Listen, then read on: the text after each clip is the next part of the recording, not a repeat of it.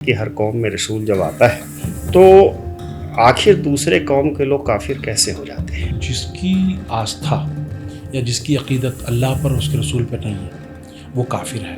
मदरसा कुछ आतंकी की जगह या आतंक सिखाने की या बम बनाने की कोई जगह नहीं होती। मदरसे की परिभाषा लोगों के सामने गलत बयान की गई है। ये बंदूक ये इस्लाम नहीं है। इस्लाम तलवार की धार से नहीं फैला है सर, उसूल और किरदार से फैला है। आजकल का मौलवी ना पढ़ता है ना पढ़ाने की इच्छा रखता है, तो कहाँ वो बच्चों में खनक रहेगी और कहाँ इल्म की धमक रहेगी। सिखों का जो दंगा हुआ था, दंगा किसने करवाया था? उस पर भी क्या मुसलमान थे?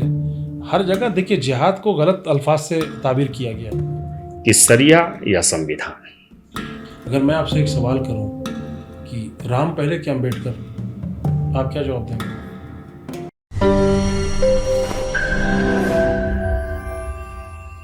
नमस्कार, मैं कृष्ण कुमार सिकंदर, द सिकंदर शो में आपका स्वागत है।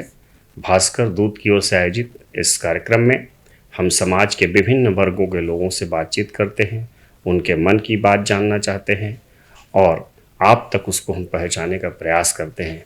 आज हमारे साथ मौजूद हैं मौलाना सैयद मोहम्मद अशरफ, शहजादा काजी छत्तीसगढ़ और इस्लामिक कोर्ट रायपुर में वकील हैं। आज हम इनसे जानने की कोशिश करेंगे कि जो इस्लाम से और मुसलमानों से जुड़ी जो समस्याएं हैं, जो बातें हैं और जो समाज में जो किस प्रकार का कन्फ्यूजन है इन बातों को कई बातों को लेकर, उसको हम समझने का प्रयास करेंगे। नमस्कार साहब, आपने बचपन में पढ़ाई की, सब कुछ आगे बढ़े, तो हर व्यक्ति का एक सपना होता है, कोई इंजीनियर बनता है, कोई डॉक्टर बनता है, कोई वकील बनता है, कोई सीए बनते हैं, अलग अलग प्रोफेशन, कोई उद्योगपति बनना चाहता है। आपने जो है मौलाना बनने का कैसे सोचा? देखिए सर, सबसे पहली बात आपको मैं बता दूं कि मैं मौलाना बनने से पहले एमए पॉलिटिकल साइंस में एमए किया है मैंने, और उर्दू बीएड हूँ जामिया उर्दू अलीगढ़ से, और जामिया मिलिया से अरबी और फ़ारसी लैंग्वेज का डिप्लोमा लिया है मैंने। उसके बाद मैंने देखा कि दुनियावी पढ़ाई तो अब हो गई है ज़िंदगी जीने के लिए, लेकिन अब आखिरत का सौदा करना था। तो आखिरत के लिए मुझे आलिम होना ज़रूरी था, और आलिम होने के साथ साथ मुझे कौम और मिल्लत की खिदमत के लिए मेरे वालिद मोहतरम ने जागरूक किया। और मेरे वालिद मोहतरम ने मुझे कहा कि बेटा, अगर अपनी आखिरत चाहते हो तो आप आलिम दीन हो जाओ। तो फिर मैंने पीएचडी करने के लिए फैज़ाबाद के आगे एक रौनाही एक जगह है, अल जामिअतुल इस्लामिया, वहाँ मैंने तकरीबन 11 साल तालीम हासिल की और पीएचडी की वहाँ पर इस्लामिक लॉ में, तमाम उसूलों में। अच्छा, पीएचडी मैंने इस्लामिक लॉ पर आपने की, जो शरिया कानून, शरिया कानून है, कुरान और हदीस है। 11 साल की पढ़ाई होती है, उसको हम पीएचडी कहते हैं। पीएचडी से भी बढ़कर पढ़ाई होती है, तो उसके लिए मुकम्मल 11 साल लगता है। तो एमए होने के बाद फिर मैं आलिम हुआ, और अभी भी मैं अपने आप को अधूरा समझता हूँ, क्योंकि मुझे और भी जानकारी और भी इल्म की ज़रूरत है। अब आपने चूँकि इतनी पढ़ाई की है तो निश्चित रूप से इस्लाम के बारे में आपको ज़्यादा अच्छी जानकारी होगी, और लोगों को समझाना भी आपके माध्यम से मुझे लगता है ज़्यादा आसान होगा। एक दो चीज़ें कुरान पाक में है। एक है रब्बुल आलमीन, इसका अर्थ होता है संसार भर का खुदा, जैसा मैं जानता हूँ। तो जब खुदा संसार भर का है तो ये इतनी जो दंगे, इतने फसाद, इतने मार काट, और ख़ास करके एक लफ्ज़ काफिर है ना, इसको लेकर क्यों होते हैं? क्योंकि इसका मतलब ये है कि इस्लाम के जो लोग मानने वाले लोग हैं, उनको समाज के जिन लोगों की का दायित्व है, वो लोग ये समझा नहीं पा रहे हैं कि ये खुदा संसार भर का सबका खुदा है। तो फिर दूसरे का खुदा कैसे अलग हो सकता है? देखिए सर, बेशक इसमें कोई दो राय नहीं है कि वो रब्बुस समावाति वल अर्द है, वो रब्बुल इंस वल जिन्न है, वो तमाम मखलूक का खुदा है। इसमें कोई दो राय नहीं है। ये कुरान हदीस ये भी कहता है, और हम अगर आप वेद को उठा के देखेंगे तो वेद में भी उसकी परिभाषा यही है कि वो ईश्वर है जो सृष्टि का रचयिता है, एक ही ईश्वर है। रही बात मारकाट होने की, तो जाहिर सी बात है हर कौम में कुछ ना कुछ जहालत होती है, और जिनका ताल्लुक़ इल्म से नहीं है, हमेशा जहालत से रहा है, तो उनसे कभी भी वफ़ा की उम्मीद आप नहीं कर सकते। जिन्होंने कुरान और हदीस का इल्म ही नहीं सीखा है, कभी बचपन में पढ़ाई नहीं की है, कभी संस्कार नहीं सीखे, कभी तहज़ीब नहीं सीखी, तो उनसे आप कैसे उम्मीद कर सकते हैं कि वो खुदा को खुदा जाने, रसूल को रसूल जाने और इंसान को इंसान जाने? जाहिर सी बात है, हर जाहिल इंसानियत का दुश्मन होता है। जहाँ जहाँ जहालत होगी वहाँ वहाँ आतंक होगा। जाहिर सी बात है। और किसी एक कम्युनिटी में नहीं है ये आप हर कम्युनिटी में देख लीजिए। आप एक ख़ास रंग में आजकल लोगों को देख रहे हैं, आप एक ख़ास रंग में रंगे हुए लोग, आज लोग कभी क्रिसमस में तबाही बर्बादी का सामान बन जाते हैं, कभी किसी का जुलूस रोकते हैं, कभी किसी की मस्जिद पे झंडा फहरा देते हैं। तो इनको भी मैं जाहिली समझता हूँ। ये जहालत ही है उनकी जो ये करा रही है। अगर वो धर्म का ग्रंथ, धार्मिक ग्रंथ पढ़े होते या अपने बुज़ुर्गों के उसूल पर चले होते तो यकीन जाने कि ये कभी नहीं होता। मैं अपनी बात बताता हूँ कि मैं आलिम हूँ, मुझे यही मेरा दायित्व है कि तामरुना बिल मारूफ व तनहौना अनिल मुनकर, यानी अच्छाई की दावत दो और बुराई से लोगों को रोको। मेरे दावत देने में और मेरे बुराई से रोकने में कोई कमी नहीं है।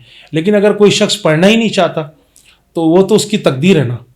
तो मैं उसकी तकदीर के साथ ना उसको बदल सकता हूँ ना कुछ कर सकता हूँ। मैं अल्लाह से उसकी हिदायत की दुआ कर सकता हूँ। एक और आयत है जिसमें कहा गया है कि वले कुल्ले उम्मी रसूल। जी। जहाँ तक मुझे जानकारी है इसका मतलब हर कौम में रसूल आता है। जी। तो जाहिर सी बात है कि हर कौम में रसूल जब आता है जी।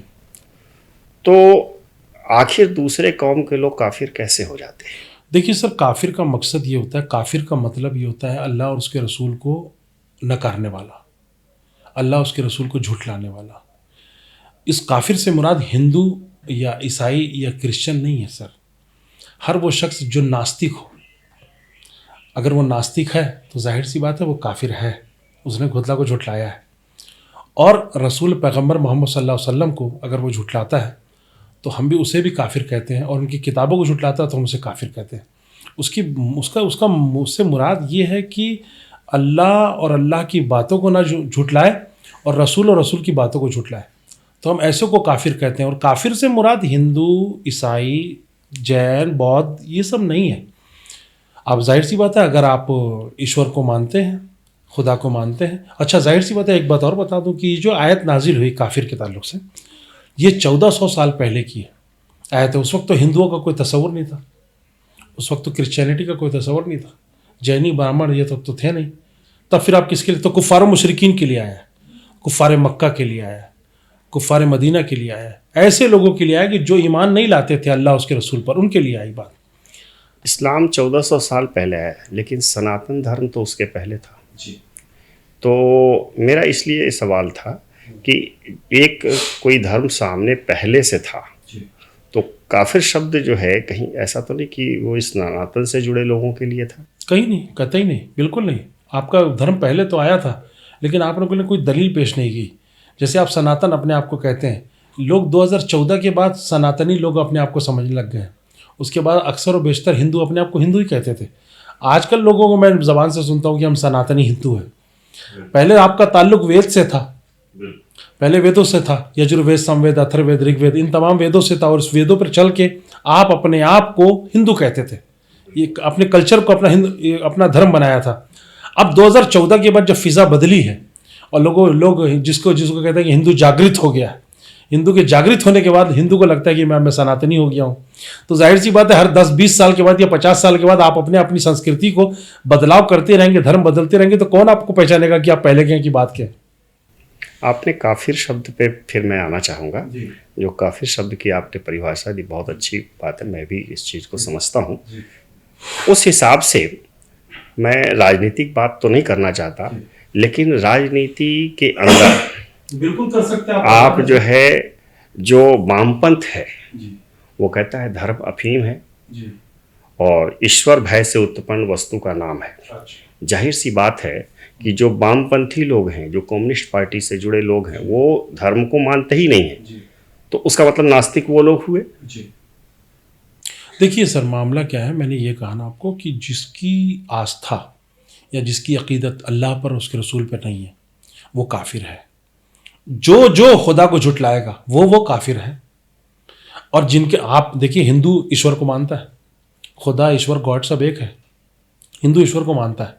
तो हम इस बुनियाद पर, हिंदू को हम इस बुनियाद पर काफिर नहीं कहेंगे। जहां वो कुरान की और अल्लाह उसके रसूल की को झुटला कर अब ये कहेगा कि नहीं ये तो भगवान राम ही असल है या कृष्ण असल है, आप अपने खुदाओं को, आप अपने भगवानों को मानिए। इससे ये बात लाजिम नहीं आती कि आप खुदा का इनकार करें। इससे ये बात लाजिम नहीं आती कि आप हुजूर अकरम सल्लल्लाहु अलैहि वसल्लम का इनकार करें। आप अपने धर्म को माने। लकुम दीनकुम वलिय दीन, मेरे धर्म में तो बहुत आसानी से लिख दिया गया लकुम दीनकुम वलिय दीन, तुम्हारा दिन तुम्हारे लिए, मेरा दिन मेरे लिए। लड़ाई किस बात की? और आप फिर ज़बरदस्ती ये कहते हैं, अगर मान लो ये लोग ये कहते हैं कि नहीं नहीं हमारा ही सब खुदा, हमारा ही खुदा खुदा, तो भाई आप श्री रामचंद्र जी से खुद पूछिए। वो एक इंसान थे, खुदा नहीं थे। वो एक इंसान थे, उनसे खुद पूछिए कि उनका खुदा कौन था। वो खुद बता देंगे कि उनका खुदा कौन था। आप उनकी किताबों में जाके देखिए कि उन्होंने जो खुदा का तस्वुर किया वो किस बुनियाद पर किया। अरे किसी ने ब्रह्मा कहा है खुदा को, किसी ने विष्णु कहा है, किसी ने महेश कहा है। खुदा के अलग अलग रूप थे। जिस तरह से हम लोग ने सिफाती नाम, हमने अल्लाह के 99 नाम रखे, तो वो खुदा हमारे 99 खुदा नहीं हुए। वो खुदा की सिफात है, उसकी विशेषता की बुनियाद पर उसका नाम रख दिया गया। तो इसीलिए हम उसको खुदा तस्वुर करते हैं। खुदा एक ही है और हर धर्म में खुदा एक ही है। खुदा का तस्वुर अनेक नहीं है। भगवानों का तस्वुर बहुत सारा है। अब किसी भगवान को खुदा के दर्जे पर बैठा दिया जाए तो आपकी जहालत है ना। एक चीज़ और मैं समझना चाहूँगा कि ज़्यादातर जो दंगे हुए इस देश में, अब तो मुझे लगता है जब 2014 का आपने जिक्र किया है तो मैं 2014 के बाद शायद देश में दंगे कम हुए हैं। अच्छा, जो मैं समझ पा रहा हूँ। अच्छा। लेकिन उसके पहले तो शायद ही कोई शहर था, कोई इलाका था जहाँ दंगे नहीं होते थे। तो दंगे में कारण यही होता था। आज भी मान लीजिए बांग्लादेश का उदाहरण लेते हैं। बांग्लादेश में जो कत्लेआम हो रहा है तो एक खास टारगेट करके हो रहा है।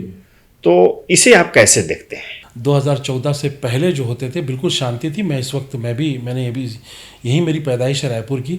मैंने हिंदुस्तान में कहीं भी कोई ऐसा दंगा नहीं सुना था उस ज़माने में। 2014 के बाद जो खलफशार पैदा हुआ है, आप दिल्ली दंगा उठा लीजिए, मेरठ दंगा उठा लीजिए, बंगाल में दंगा उठा लीजिए, कहाँ दंगा नहीं हुआ आप बताइए? कौन सा सूबा बचा जहाँ दंगा नहीं हुआ? गुजरात दंगा उठा लीजिए। गुजरात का दंगा तो पहले हुआ है 14। गुजरात दंगे की बुनियाद पर तो 2014 बन गया। 2014 की जो परिभाषा रची गई ना, वो गुजरात दंगे के बाद ही रची गई। गुजरात दंगा कराई क्यों गया था? ताकि 2014 के बाद हम बैठे और हम बैठने के बाद पूरी फिजा बदल दें, पूरा माहौल बदल दें। गुजरात के दंगे की जड़ क्या थी? गुजरात के दंगे की जड़ सर सियासत थी टोटल। मुसलमानों का कत्लेआम करना है गोधरा के नाम पर, गोधरा कांड उसका नाम दिया गया। मुसलमानों का कत्लेआम करना है, गद्दी पे बैठना है और गद्दी पे बैठने के बाद फिर कत्लेआम को आम कर देना है बिल्कुल, कि अब तुम भी करो, हम तो करके बैठ गए हैं, अब हम तुमको ही बता देते हैं कि कैसे कैसे करना है। और आज तक हो ही रहा है, देख तो रहे हैं आप बांग्लादेश को टारगेट बना रहे हैं। आप अपने देश की बात कीजिए ना, बांग्लादेश में क्या हो रहा है? मुझे बांग्लादेश से कोई मतलब नहीं, पाकिस्तान में क्या हो रहा है मुझे कोई मतलब नहीं है। मुझे मेरे देश से मतलब है। भारत देश की बात कीजिए, भारत देश में क्या क्या हो रहा है, कहाँ कहाँ खामी है, उसको ठीक किया जाएगा इंशाल्लाह। जैसे हर समाज में आपने कहा कि कुछ जाहिल लोग होते हैं, है ना, तो तालीम हासिल करने, देखिए एक फैक्ट है कि जिस समय देश को आज़ादी मिली उस समय मुसलमानों की जो एजुकेशन की रेट जो थी, दर जो थी, वो 26% थी। बाद में वो 3-3.5% पर आ गई। तो इन जो शिक्षा के प्रति रुझान घटा, उसके लिए किसे जिम्मेदार मानते? सर उसके लिए सरकार को जिम्मेदार मानते हैं। जब मुसलमानों को आप नौकरी नहीं देंगे, मुसलमानों को आगे बढ़ने का क्या नाम है रास्ता मुहैया नहीं कराएंगे, तो मुसलमान क्यों पढ़ेगा? मुसलमानों का भी जो दिल उचाट हुआ पढ़ाई से उसी बुनियाद पर हुआ है। आप देख लीजिए मुसलमान कितने % नौकरी लगते हैं और 2014 के बाद कितने मुसलमान नौकरी पे लग गए हैं। आप इसका भी आंकड़ा रखिए ना सर। आपको इसका आंकड़ा तो है कि 26% एजुकेटेड थे, उसके बाद अब 3% हो गए। सर आज भी परसेंटेज के एतबार से कम नहीं है, लेकिन अब मुसलमान बहुत सोच समझ के पढ़ाई कर रहा है। मुसलमान पढ़ाई कर रहा है नौकरी के लिए नहीं, अपने लिए पढ़ाई कर रहा है, अपनी बच्चों के लिए पढ़ाई कर रहा है, अपनी तहजीब के लिए, अपने तमद्दुन के लिए पढ़ाई कर रहा है। पहले जो पढ़ाई होती थी तब भी मुसलमान मदरसे में जाते थे, हिंदू भी मदरसे में जाते थे। और यही कारण है कि बड़ी संख्या में जो उस ज़माने के साहित्यकार हुए उनको अरबी और फारसी आती थी, वो सीखते थे, क्योंकि मदरसा ही पढ़ाई का उस समय केंद्र रह गया था। तो वही मदरसे आज भी कायम हैं, संख्या बढ़ी है, फिर पढ़ाई की दर कम क्यों? देखिए सर, मदरसे का जो तस्वुर है ना, वो मदरसे का तस्वुर दीनी और दुनियावी दोनों था, और आज भी दीनी और दुनियावी दोनों है। कुछ मदरसे ऐसे चल रहे हैं जो सिर्फ दीनी है, दीनी से मुराद सिर्फ धार्मिक पढ़ाई हो रही है। वहाँ आधुनिक मदरसा बनाने की ज़रूरत है। हमारे देश में जितने भी मदरसे हैं इस वक्त, तो आधुनिक मदरसा हो जाना चाहिए। जो नहीं कर रहे हैं वो कहीं ना कहीं गफलत में है। मैं उनको भी दावत देता हूँ कि वो अपने मदरसे को आधुनिक मदरसा बनाएं। पहले के लोगों में मामला ये था सर, पहले स्कूलें मुहैया नहीं थी। पहले मदरसे में हिंदू शिक्षक और मुस्लिम शिक्षक दोनों पढ़ाते थे। उसका नाम था मदरसा। मदरसा सिर्फ वो जो है वो अरबी लफ्ज़ है, स्कूल का अरबी लफ्ज़ मदरसा है। मदरसा कुछ आतंकी की जगह या आतंक सिखाने की या बम बनाने की कोई जगह नहीं होती। मदरसे की परिभाषा लोगों के सामने गलत बयान की गई है। मैं भी मदरसे से पढ़ा हूँ और मदरसे में पढ़ा रहा हूँ आज भी। मुझे कहीं भी ऐसा नहीं लगता कि कहीं बम बनाया जाए, वरना आज तो मैं बहुत बड़ा बम लेके चलता आपके, और आपके पास आता भी बम लेके आता मैं, समझे। तो मुझे कभी ना बम के बारे में कोई तस्वुर किया गया, ना कोई बनाया गया, ना कोई बताया गया, बल्कि हाँ मुझे ये बताया गया कि ये बम बनाने वाले, इनसे बचने की ज़रूरत है, कुरान इसके ख़िलाफ़ है, हदीस इसके ख़िलाफ़ है। ये बताया गया है कि ये तलवार, ये बल्लम, ये चाकू, ये बंदूक, ये इस्लाम नहीं है। इस्लाम तलवार की धार से नहीं फैला है सर, उसूल और किरदार से फैला है। तालीम और जहालियत के बीच में क्या फ़र्क है? सर तालीम और जहालत के बीच में देखिए, तालीम जो है एक अपने आप को इल्म से आरास्ता कर देना, और उस आरास्ता करने के बाद उस तहज़ीब में गोताज़न होकर अपने परिवार और अपने समाज को संभाल लेना, ये तालीम और ताल्लुम का मामला है। जहालत का मामला ये है कि ना पढ़ना, ना पढ़ने की कोशिश करना, बल्कि जो पढ़ने वाले हों उनको भी भड़का देना और उनको वर्गलाने के बाद राह से बेराह कर देना, ये जहालत है। तो ज़मीन और आसमान का फ़र्क है इल्म और जहालत में।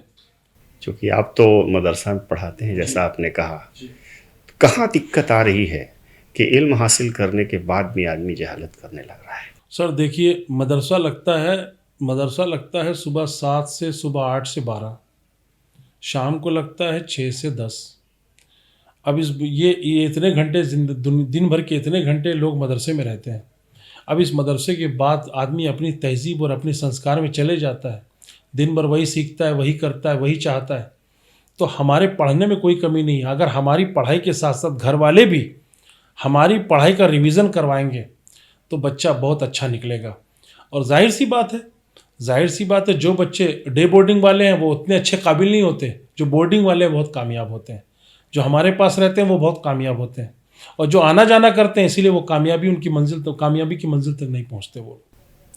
पहले स्कूलों में, सरकारी स्कूल हो, मदरसा भी एक तरह का सरकारी स्कूल ही है, तो पहले शिक्षक जो होते थे, जो गुरु होते थे, जो मौलाना होते थे, उनकी एक हनक होती थी समाज में। गार्जियन भी उनकी इज्जत करते थे, और बच्चों को इस बात का खौफ होता था कि अगर इन्होंने नाराज़गी जताई है तो वो अपने बच्चे पे नाराज़ होते थे, कभी शिक्षकों पर, टीचर्स पे नाराज़ नहीं होते थे। आज हालात बदले हैं, क्या कारण है इसका? सर देखिए, सबसे पहली बात बता दूं, मैं जिस वक्त मेरे वालिद मोहतरम सन 1970 में यहाँ पर आए थे रायपुर शहर में, तो उस वक्त शहर में कोई आलिम दीन नहीं था।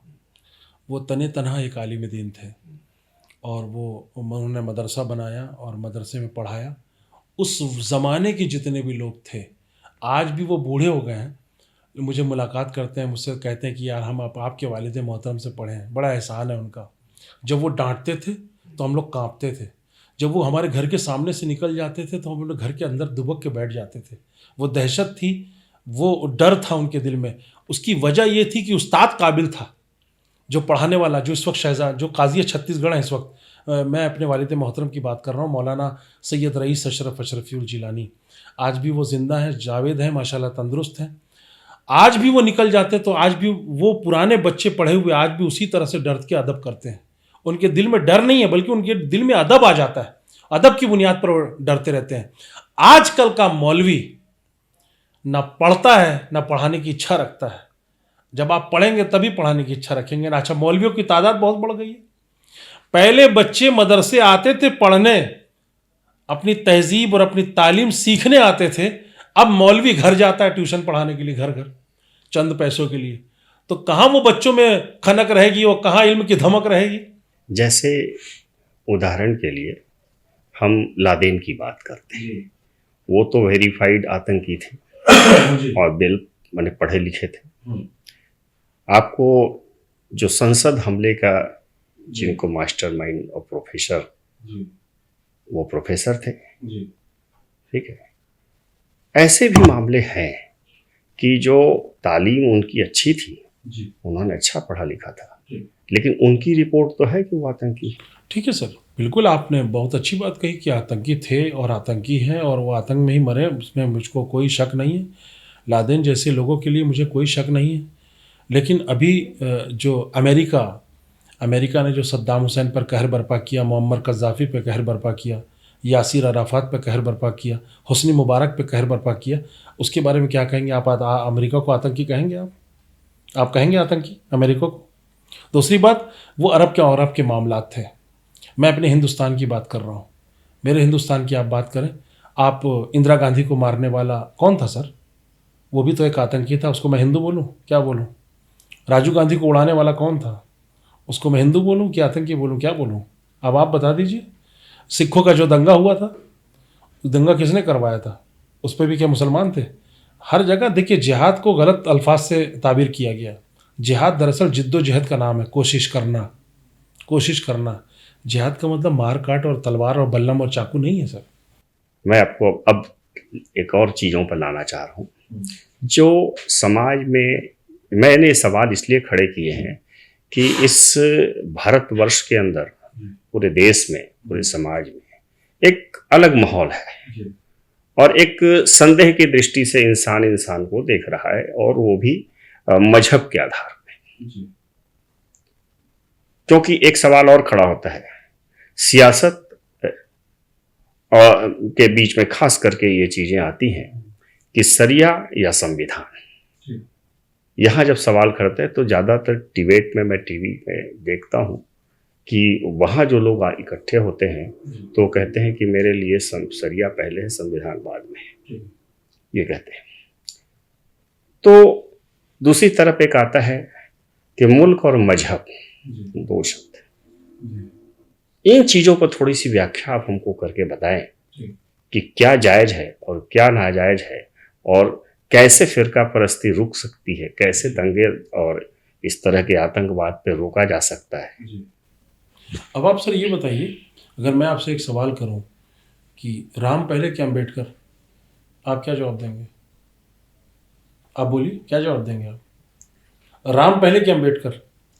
देखिए, मैं आपसे सवाल कर रहा हूँ और समझा रहा हूँ, मैं आपसे सवाल कर रहा हूँ, सिर्फ आपसे सवाल कर रहा हूँ। मेरे सवाल सवाल का जवाब दीजिए ना आप। मेरे सवाल को आप समझ नहीं पाए। जी मैं समझ गया सर, मैं आपके जवाब। संविधान जो है, जी, संविधान व्यक्ति नहीं है जी, संविधान एक व्यवस्था है, जी, और शरिया एक व्यवस्था है। संविधान पूरे देश को चलाने का, जीवन चलाने की व्यवस्था हो, और शरिया एक व्यवस्था है। आप जिसका उल्लेख कर रहे हैं वो व्यक्ति है, अम्बेडकर एक व्यक्ति है। आपसे सिर्फ आपके एक सवाल का जवाब मांगा, तो मैं यही पूरा जवाब दे दूंगा। आप सिर्फ इतना तो बताइए कि तो इसीलिए मैं चाह रहा हूं कि दो व्यवस्थाएं हैं। जी, एक व्यवस्था जीवन जीने की है, जो मजहब सिखाता है, इस तरह से धर्म भी सिखाता है, धर्म में भी गीता एक तरह का वही ज्ञान है, ठीक है। और संविधान जो है देश चलाने का तरीका सिखाता है। तो इन दोनों के बीच में मामला खड़ा होता है कि शरिया या संविधान। मेरा मजहब 1400 साल पुराना नहीं, बल्कि हज़रत आदम अलैहिस्सलाम ने इस मज़हब को लाया था। इस मज़हब की इशाअत तमाम अंबिया इकराम से होते हुए हज़रत मोहम्मद सल्लल्लाहु अलैहि वसल्लम तक आई। हुज़ूर अकरम सल्लल्लाहु अलैहि वसल्लम ने पूरी दुनिया में इस्लाम फैलाया, जिसको हम 1400 साल या 1500 साल कहते हैं।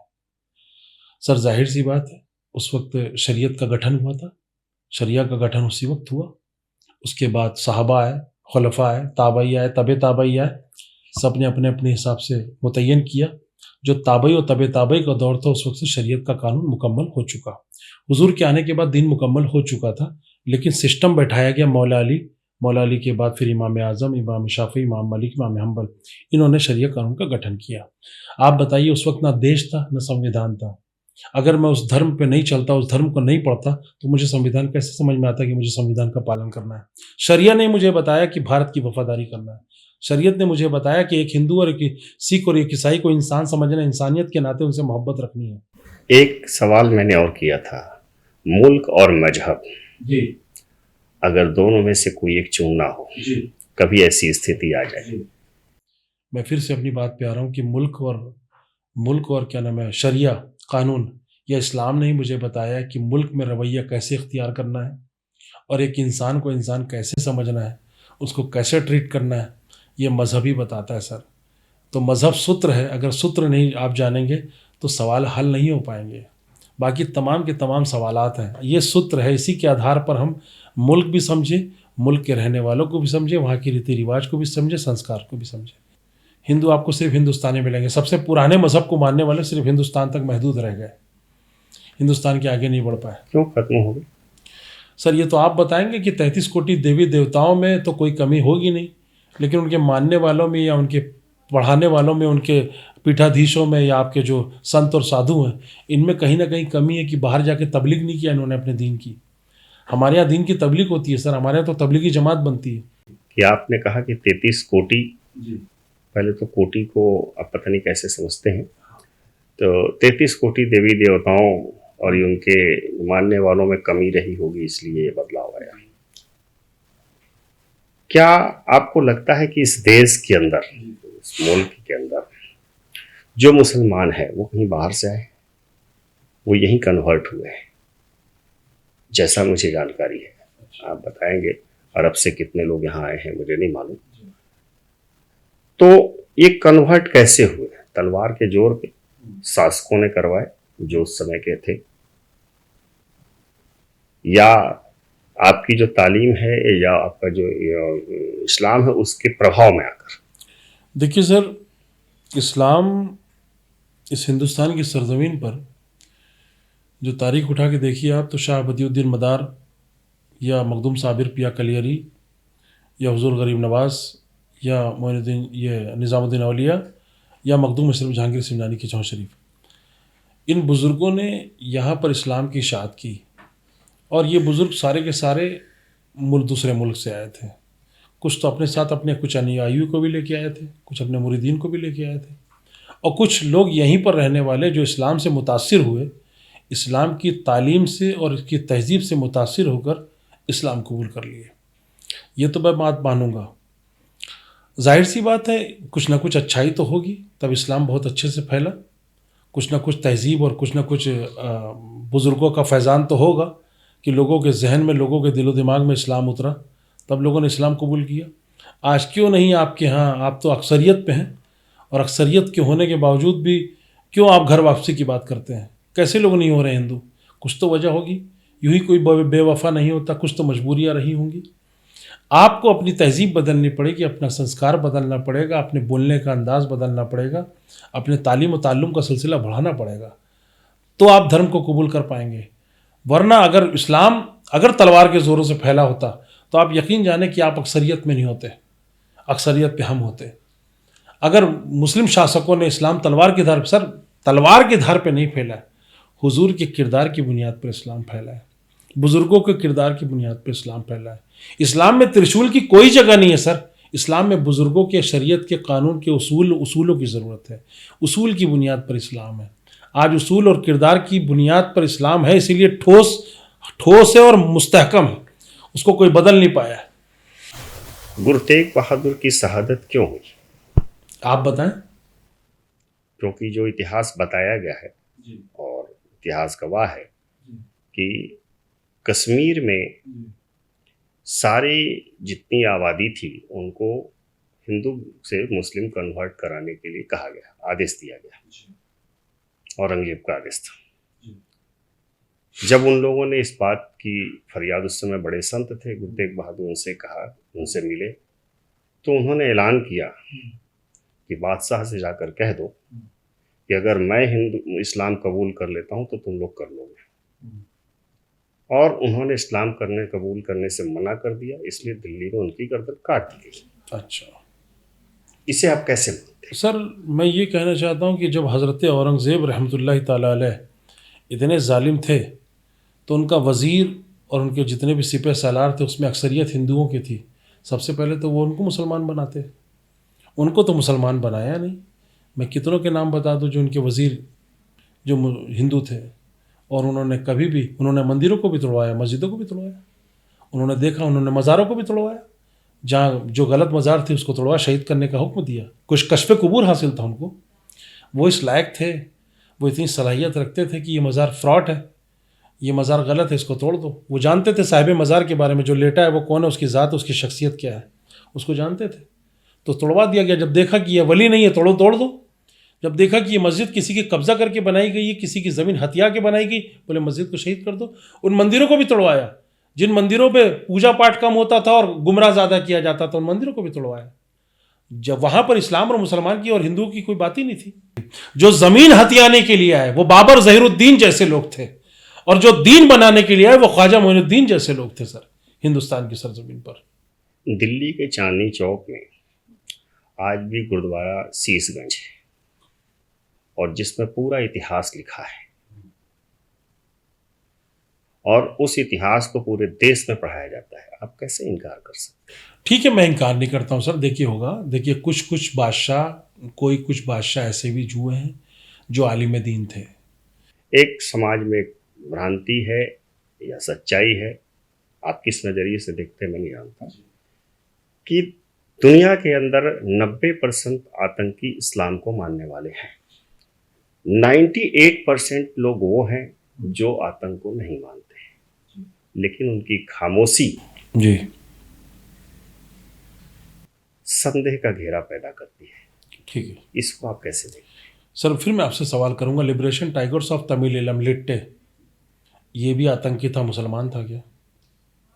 सर वीरप्पन को देख लीजिए, पूरे जंगल को घेरा हुआ था, कितने दिन हिंदुस्तान के लोगों को तबाह करके रखा था, क्या ये मुसलमान था क्या? दूर मत जाइए, अपने बस्तर में कितने नक्सलाइट हैं, सारे के सारे आदिवासी बोलते हैं अपने आप को, सबका हिंदू धर्म से ताल्लुक़ है, क्या ये मुसलमान थे क्या? आप ये कैसे कह सकते हैं कि हिंदुस्तान के इस दुनिया में जितना भी आतंकवाद है सबका नाम मुसलमानों से जुड़ा हुआ? सर ये आतंकवाद नहीं है।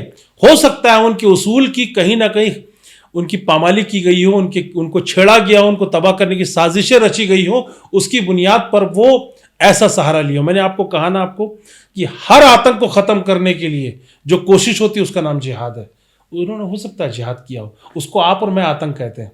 मैं सवाल इसलिए किया हूँ कि जो आप इसको दूर कर सकते थे, इसलिए कि ये जिम्मेदारी तो मौलानाओं की है कि अगर समाज में, देश में इस तरह के वातावरण बने हैं और इस्लाम बदनाम हो रहा है, तो ये जिम्मेदारी किसकी है?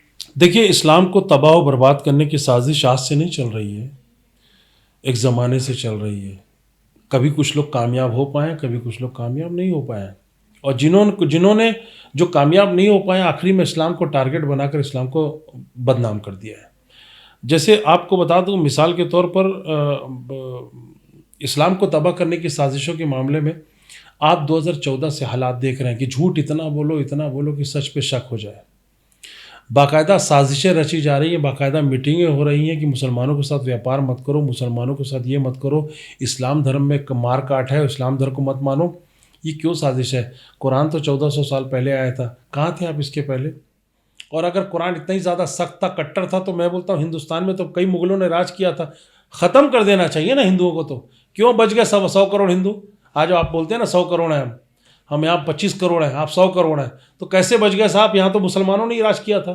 जो पूरे देश में एक माहौल है, मैं बार बार फिर कह रहा हूँ कि जो स्कॉलर हैं, जो मौलाना है, उनकी जिम्मेदारी है कि वो सच सामने। सर मौलाना, आपको बता दूं, जगह जगह तकरीरें हो रही हैं, जगह जगह जमात जा रही है, जगह जगह मदरसे कायम हो गए हैं, जगह जगह मस्जिद है।